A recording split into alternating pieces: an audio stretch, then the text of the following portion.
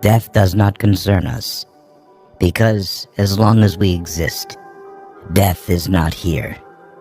And when it does come, we no longer exist. Of all the means to ensure happiness throughout the whole life, by far the most important is the acquisition of friends. Do not spoil what you have by desiring what you have not. Remember that what you now have was once among the things you only hope for. He who is not satisfied with a little is satisfied with nothing. Not what we have, but what we enjoy constitutes our abundance.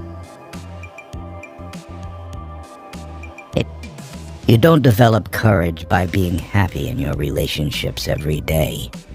You develop it by surviving difficult times and challenging adversity. It is not so much our friends' help that helps us, as the confident knowledge that they will help us. The art of living well and the art of dying well are one. The fool's life is empty of gratitude and full of fears. Its course lies wholly toward the future. Nothing is sufficient for the person who finds sufficiency too little. Pleasure is the beginning and end of a happy life. The greatest fruit of justice is serenity. Knowing your flaws is the first step to health. The greater the difficulty, the more the glory in surmounting it. Be moderate in order to taste the joys of life in abundance. It is better for you to be free of fear lying upon a pallet than to have a golden couch and a rich table and be full of trouble. There is nothing terrible in life for someone who truly understands that there is nothing terrible in non-life. He who least needs tomorrow will most gladly greet tomorrow.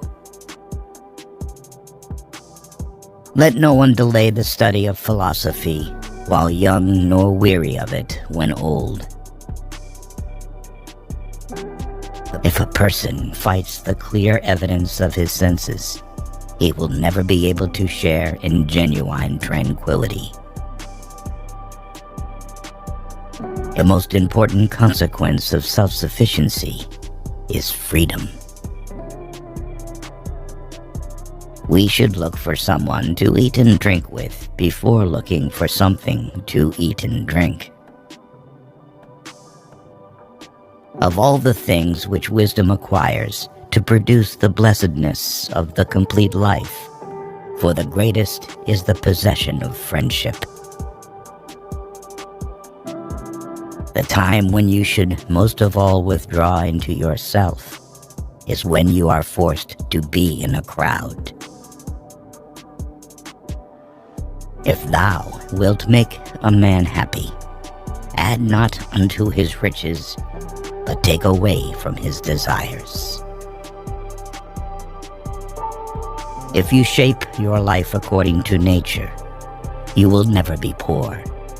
If according to people's opinions, you will never be rich. Contented poverty is an honorable estate. Therefore, foolish is the man who says that he fears death, not because it will cause pain when it arrives, but because anticipation of it is painful. Don't spoil the impression of what you have by wanting what you don't have.